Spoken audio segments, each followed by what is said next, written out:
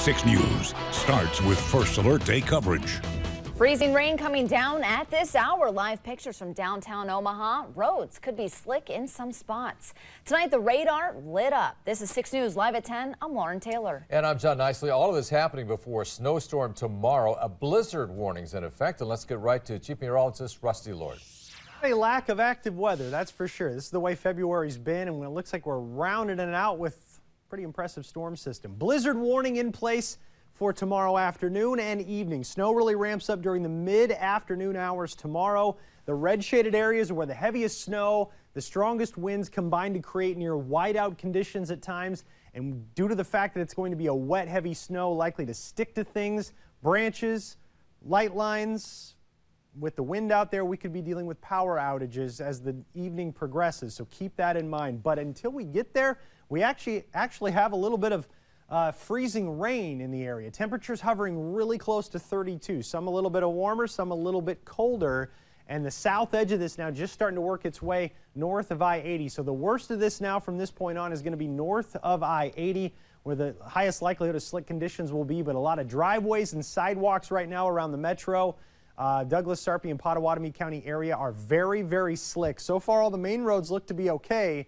It's side streets, sidewalks, driveways, stair railings, stuff like that that's outside. Tree branches getting a little bit of this accumulating right now as it lifts through. Temperatures right at 32 in Omaha, 32 Council Bluffs, 33 Bellevue, 33 in Millard. So these areas of ice are going to be spotty, but they're there in quite a few spots as the temperatures hang really close to that crucial freezing point. Now, it's going to stay near 32 all night as that precipitation moves out, so watch for slick spots tomorrow morning.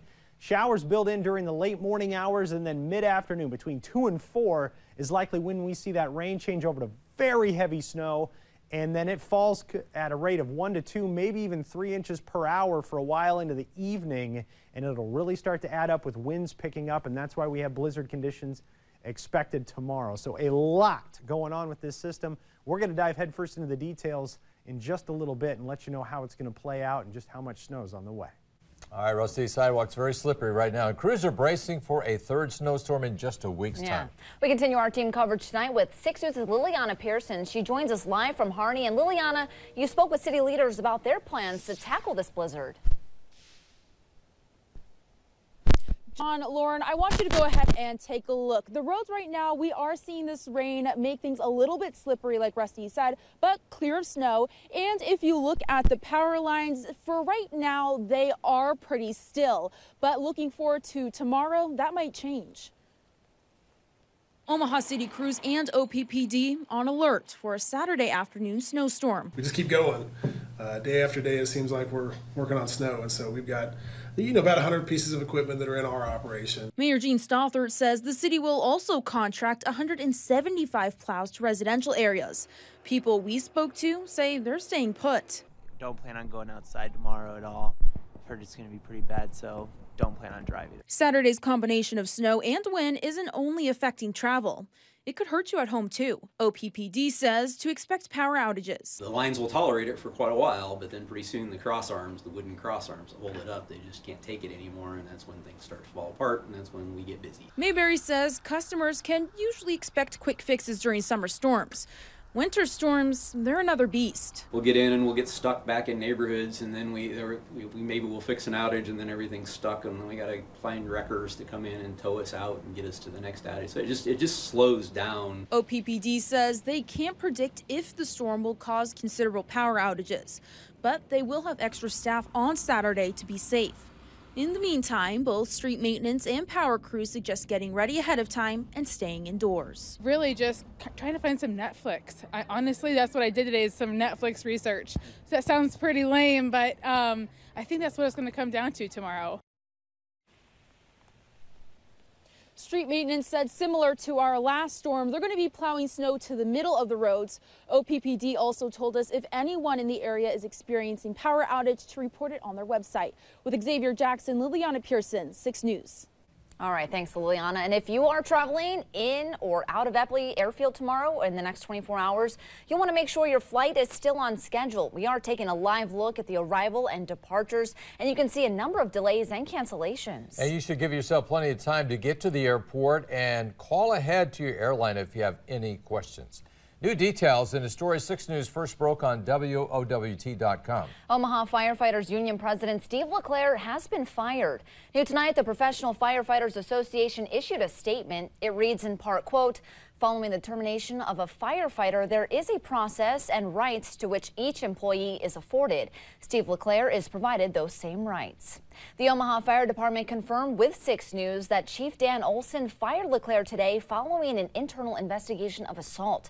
LeClaire is facing charges of assault, battery, and disorderly conduct. The allegations stem from an incident that happened back in November at a retirement party. A woman says Steve LeClaire approached her, punched her in the back, knocking her out of her seat. Bellevue police officer has resigned. 6 News confirmed with Bellevue Police that Craig Wesch resigned as a police officer last week. His final day on the job was Saturday, February 16. He is currently involved in a death investigation from last August, and he's out on bond stemming from assault charges. Investigators say he took a swing at a police officer and a firefighter the night officers entered his home and found his girlfriend dead. Follow up on breaking news we brought you last night at 10. The suspect charged with double murder in Holdridge appears in court today. Phelps County prosecutors charge Manuel Gomez with 2 counts of first-degree murder. Gomez is the lone suspect in which 2 Holdridge men were killed and a 3rd injured Thursday evening. Today, the Nebraska State Patrol says this incident has rattled the community. This is a very atypical event for Holdridge, as it is in most of rural Nebraska. These types of crimes are actually quite rare. So our hearts go out to those families and the entire community of Holdridge. Gomez also faces felony gun charges in this case. The preliminary hearing is scheduled for Friday, March 1st. A presidential hopeful for 2020 made an appearance in Council Bluffs late this afternoon. Producer Roger Hamer was there as the Congresswoman from Hawaii explained her vision should she be elected as our 46th president. Congresswoman Tulsi Gabbard. The first Samoan American and the first Hindu member of the United States Congress immediately hit a tone with the crowd. We have self-serving politicians in Washington, people in positions of power, both in politics and in the media, greedy corporations who are tearing us apart for their own selfish interest. And we see the negative impacts of this. Gabbard called on voters to become more active. And the only way to change that is by reviving that vision that our founders had for us. By we the people rising up and saying, we will not allow this to continue. Introduced as a progressive, Gabbard tells me it's time to end partisan politics. I look at each issue based on how I feel it will best serve the needs of our people and our planet. Ronnie Martin likes what she heard tonight and wants honesty. Unless we elect officials that we trust and believe in, I mean, right now we get fed lie after lie after lie after lie. We need the truth. Chris Gorman wants a president who cares about all children. To me, our foundation is education. I'm a teacher myself. So the foundation is education, and the young kids that I'm teaching every day, they got to have a chance in this world. For her part, Gabbard hopes to bring government back to where it belongs. It makes sense why people feel so left behind, why people feel like their government is not working for them. That is the change that I seek to bring to this country. In Council Bluffs, Roger Hamer, 6 News. Congresswoman Gabbard is the 9th Democrat and 4th woman to announce a run for president. Tonight, singer R. Kelly is in jail. He turned himself in after a grand jury indicted him on 10 counts of aggravated criminal sexual abuse involving 4 alleged victims. 6 News' Sharon Chen here now to explain. She joins us from the live desk. Well, Lauren, tonight R. Kelly left his studio, and we've got the moments as he turned himself in. Take a look. This is him surrounded by media as he steps out of the van at the Chicago police station. Now, meantime, Michael Avenatti, the attorney for at least 2 of the victims, says that he's confident Kelly will be convicted on the latest sexual abuse charges based on new evidence that has surfaced. That evidence includes a tape from the 90s showing Kelly in various sex acts with a 14-year-old girl. Avenatti says the 40-minute tape shot in Kelly's home leaves no question that he is guilty of multiple sex acts against a minor. The video is far superior than the video that was used in connection with the 2008 trial. It is an entirely different video. Repeatedly on the video, both the victim and Mr. Kelly refer to the victim's age as being 14. That occurs in excess of 10 separate times on the video. And Kelly is expected to appear in court in Chicago tomorrow for a bond hearing. He has maintained his innocence. Now, if convicted, he could face a maximum of 7 years in prison for each count. And another big name making headlines tonight, billionaire and New England Patriots owner Robert Kraft stands accused in a prostitution sting. The 77-year-old is being charged with 2 counts of soliciting to commit prostitution. These charges come after a raid on a Florida day spa. Investigators had the Orchids of Asia day spa in Jupiter, Florida, under surveillance as part of a sex trafficking operation. Now, police said Kraft went to the spa twice, and there is also video of Kraft receiving what detectives called paid acts. More than 100 people have been charged in that particular sting. Tonight, a spokesperson for the billionaire released a statement saying, "We categorically deny that Mr. Kraft engaged in any illegal activity. Because it is a judicial matter, we will not be commenting any further." From the live desk, I'm Sharon Chen. Lauren John, back to you. All right, Sharon, thank you. Coming up, when the city built its case against a contractor, a conviction wasn't far behind. Council Bluffs homeowners hoping that she isn't out big money. I appreciate the fact that, you took him to court and did what you did, and at least he has something that he needs to pay. Mike McKnight is getting results in a 6 on Your Side investigation. And a father's visit to his son takes a detour when thieves target his truck. But that's not all that's keeping him from returning home. Chief Meteorologist Rusty Lord standing by in the forecast center. We are tracking the blizzard. We'll have the latest after the break. You're watching 6 News live at 10. New tonight, a 6 on Your Side investigation helps get justice for a homeowner. Last year, we exposed an unlicensed contractor in Council Bluffs who left a house in a dangerous mess. In a follow-up, investigator Mike McKnight tells us the outcome of the case. After Council Bluffs inspectors found numerous code violations, homeowner Danielle Sanders wondered about the case the city built against the contractor she had hired. We've taken it to the nth degree as far as what the city code allows us to do. We've caught him. We've taken him to court. He was found guilty. Maintenance man owner Anthony Wilson has been fined a total of $1,400 on 4 convictions. No permits pulled, and operating as a general contractor without a license. I appreciate the fact that, you took him to court and did what you did, and at least he has something that he needs to pay. A fine to the city, but not a refund for her. Danielle says she paid the unlicensed contractor $11,500. You think you'll ever get your money back or what? No, probably won't. But the contractor won't be working in this city. Those convictions mean Wilson will not be able to do any general contracting in the jurisdiction of the building official in Council Bluffs. Well, he won't work over here legally again. Danielle says she must save up to hire another contractor. Oh, yeah, you definitely call you first before anything gets done on the house. Homework that comes after learning a costly lesson.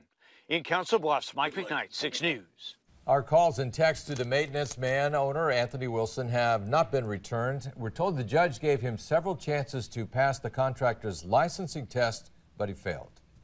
A father who drove to Omaha to visit his son is now left without a way to get home. His truck stolen right in front of their eyes. Josue Sanchez drove his truck up from Mexico just a few weeks ago. He's here visiting his son, Suray Sanchez. And for the last few days, they have been turning the truck on and letting it warm up before heading out.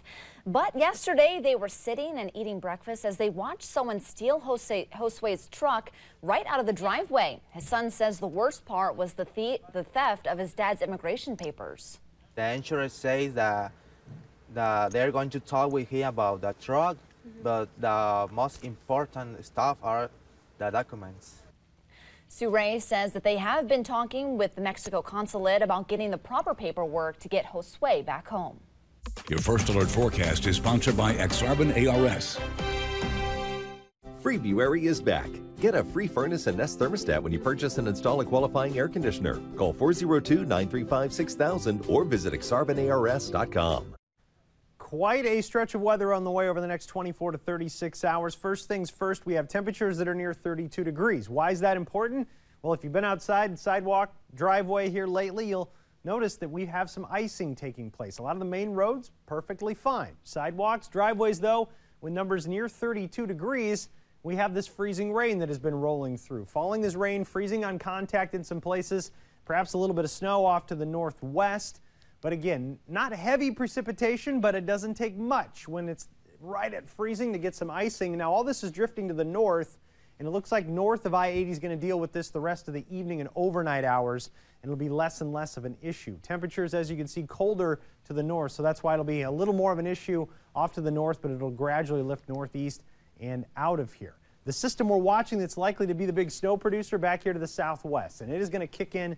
And right now, all models are lining up with Omaha and our viewing area right in the bullseye of this thing. It would take quite a shift in models over the next 12 hours or so to miss this thing the way it looks right now. Blizzard warnings in place. And remember, blizzard has nothing to do with the amount of snow. It's the snow and wind combo that causes near whiteout conditions. It gives us the blizzard warning. A wet, heavy snow once it switches in the afternoon tomorrow. These are blizzard warnings for tomorrow afternoon and evening. Northwest winds possibly as high as 50 miles per hour, leading to whiteouts, power outage. This is going to be wet, heavy snow, the type that sticks to things, and then the wind starts blowing tree branches, power lines around, and I'm very worried about power outages. So that wintry mix, light icing tonight, snow mid-afternoon tomorrow, becoming very heavy once it flips over. Northwest winds gust to 50, near whiteout conditions. I think power outages looking likely, and travel will be very, very tough, if not impossible, especially as you get into rural open areas with this wet, heavy snow blowing around as it falls. So hour by hour through the forecast tonight, you can see how things play out. There goes that precipitation towards midnight, 1 o'clock. Not much to worry about. Temperatures hang right near 32 degrees. So again, still watch for slick spots tomorrow morning. Any rain down to the south, probably a little bit overdone, but could have a little mix by 9 o'clock. And I believe that'll flip back over to a little bit of rain as we briefly warm to 33, 34, maybe 35 by noon. Then that's when things will start to go downhill. By 2, 3 o'clock, when we'll start to see that changeover of rain to snow. Yes, you're seeing a couple flashes of lightning. I believe we could have some thunder snow with this as it flips. And that's what could cause the 1, 2, maybe 3 inch per hour snowfall rates. And it'll be coming down in sheets once it moves, once it flips. So 3, 4, 5 o'clock, look at these intense snowfall rates, 4 to 5 to 6 to 7. And then the heaviest starts to slide to the east as we make our way towards 7 and 8 o'clock. This will likely be coming down so fast that road crews will have a very tough time keeping up with this. Another reason why roads are going to be very, very difficult to travel tomorrow. But it's a very quick mover. So by 9, 10 o'clock, it's going to be east and out pretty much. A little bit left over on the Iowa side. So we're talking mid-afternoon till about 9, 10 o'clock tomorrow. 6, 7 hour window where a lot of that gets going. But we have northwest winds that are going to stick with us through the overnight hours. There's the swath of 5 to 9 inches, maybe even an isolated double-digit reading in here as well. And even with the 2 to 5 inch snowfall ranges, it looks like it's going to be pretty nasty with the strong northwest winds that pick up during the day. Your 7-day forecast shows us we have temperatures that are going to be cold after this. Download our First Alert app. Be right there in the know. Keep up to date with things. David Keller's going to have the latest on Daybreak tomorrow morning, and I'll be right back in here with him as it gets going tomorrow afternoon. Could round out February with a bit of a bang here. A little bit? Hey, 40 inches of snow. What's another 5 to 9, right? Yeah, that's true. But it's wet, heavy snow, too. So. And thunder snow could happen. This is the stuff that's really hard to shovel. Take it nice and slow. It clogs up snow blowers. All right. Thanks, Rusty. High school hoops in action tonight. Who will punch their ticket to state? And UNO Mavericks playing host to the #1 team in the country. Ross will have the highlights coming up. First Alert Storm Tracker, sponsored by Greg Young Chevrolet. Now, 6 News Sports. Hi again, everyone. The UNO hockey team faced the #1 team in the nation tonight. The Mavs hosted top-ranked St. Cloud State at Baxter Arena. Coach Mike Gabinette looking for the big win at home tonight. First period, UNO down 1. Senior Evan Weiniger saves Jack Eichen's shot. The Maverick goalie had 27 saves on the night. Then, with just under 3 minutes remaining in the first, Huskies on the power play, and Ryan Paling goes on top shelf for the goal number 2, Paling's 6th goal of the season. Second period, Nick Paling on the breakaway. He gets the puck past Weiniger to make it 3-0. The Huskies outshot the Mavs 10-5 in the second period. The final score was St. Cloud State 4 and UNO 1. They will play the season finale tomorrow night at 7:07. A ticket to the girls' state basketball tournament was on the line tonight. The defending state champion Westside faced Millard West in the district finals. Millard West coach Mark Kruger had the Wildcats all fired up. Millard West, Caitlin Osborne stole the ball here and went all the way in for the layup. The Wildcats opened up a 12-point lead in the third quarter, but Westside rallied. Abby Hellman buried this three-pointer from the corner. The Warriors pulled it within 45-44. Then with 2 minutes to play, Westside's Riley Nolan drove inside and scored the basket. She was fouled for a three-point play in the game winner.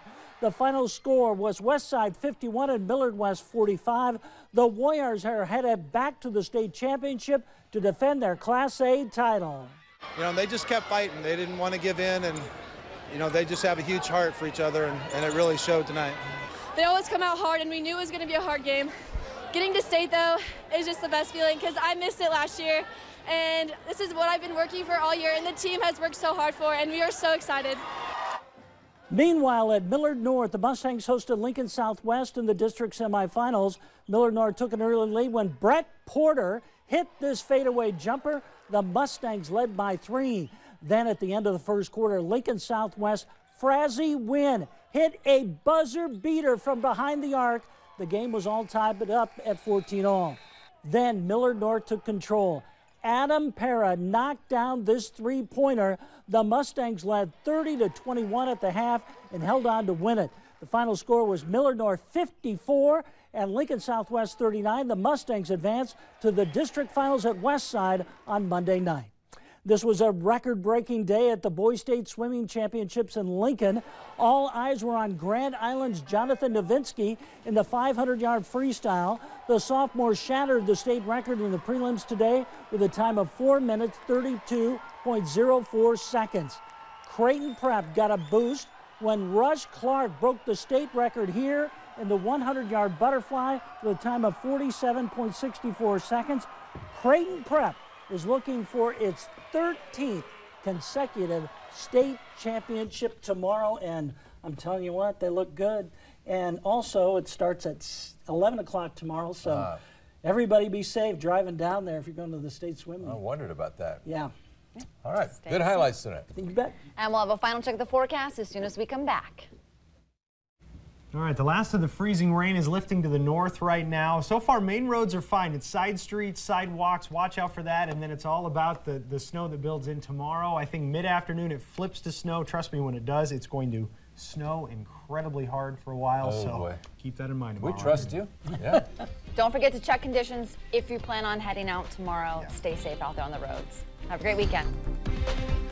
Get WOWT 6 News anytime, anywhere. Download our free news and First Alert weather apps.